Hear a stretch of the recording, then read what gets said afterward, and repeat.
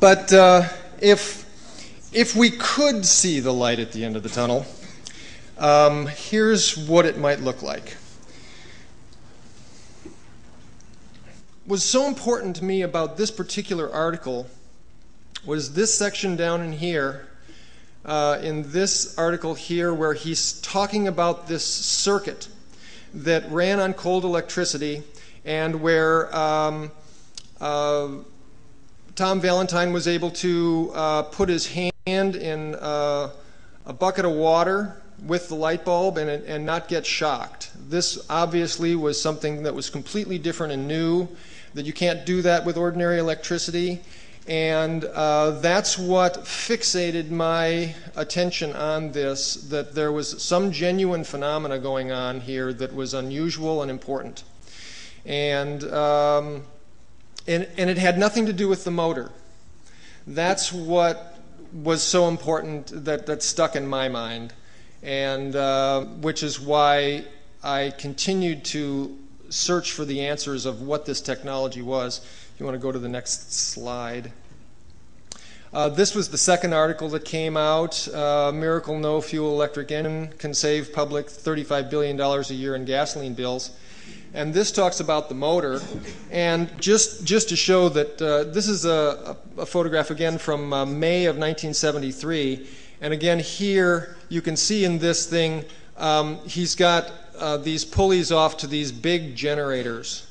I'm going to show you a piece of information from Ed Gray on a test procedure that he did, and you can see exactly where the energy is coming from and what he's doing to get rid of energy. He's really got so much energy in this system that he's dumping it and throwing it away wherever it's coming in ways that he can't use it.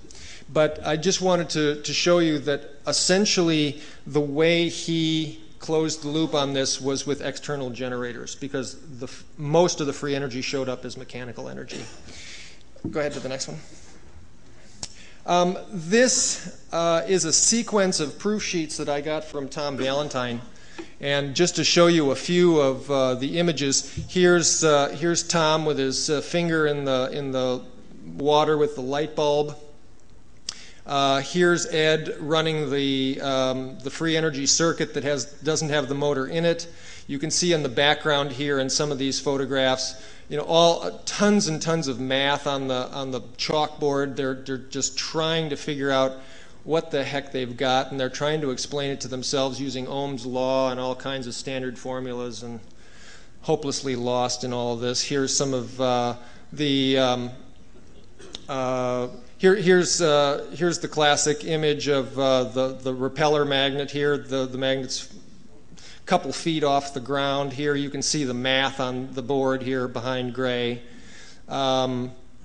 He definitely knew how to do this, but they really had no idea how to explain it.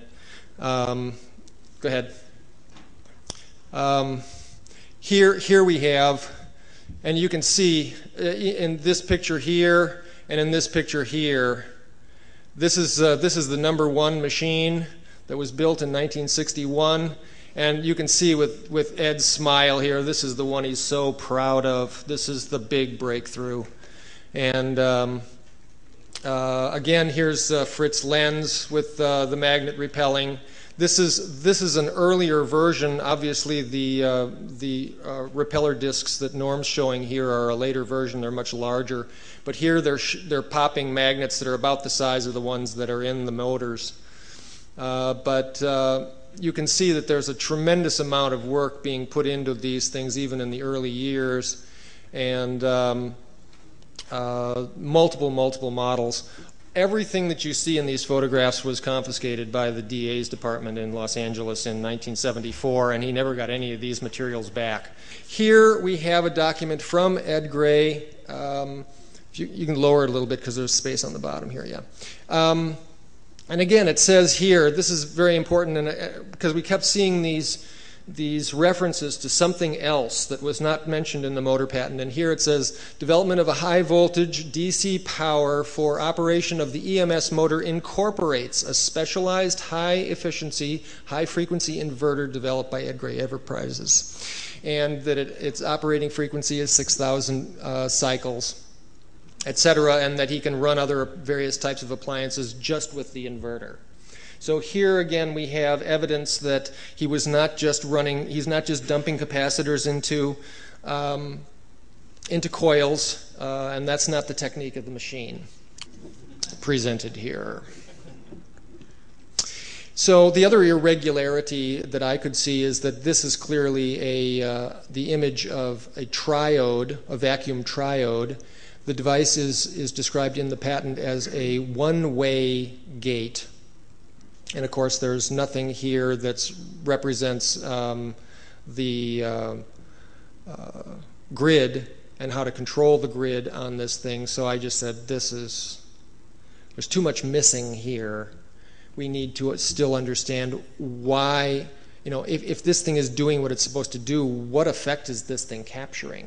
It was still completely foreign to me, but I was able to kind of boil the whole thing down to taking all these extra safety features out and the redundancy of the control here and the extra AAC thing. I ended up with this circuit here, which I call the simplified Gray schematic. And in these situations, I was using schematic. In the text of my book, I talk about a schematic because it's not really a schematic. There are things about it that are non-schematic, especially in including the fact that when he wants to show an inductor, for instance, this is an inductor transformer here, this is an inductor transformer here, but then he comes out to the load inductor here, but there's no circuit path, there's no coils drawn, there's no nothing here. So this is obviously a block diagram arrangement of some sort, so it's not really just a schematic. This is schematic block diagram combination, and again he's doing this to protect his ideas, not to reveal them.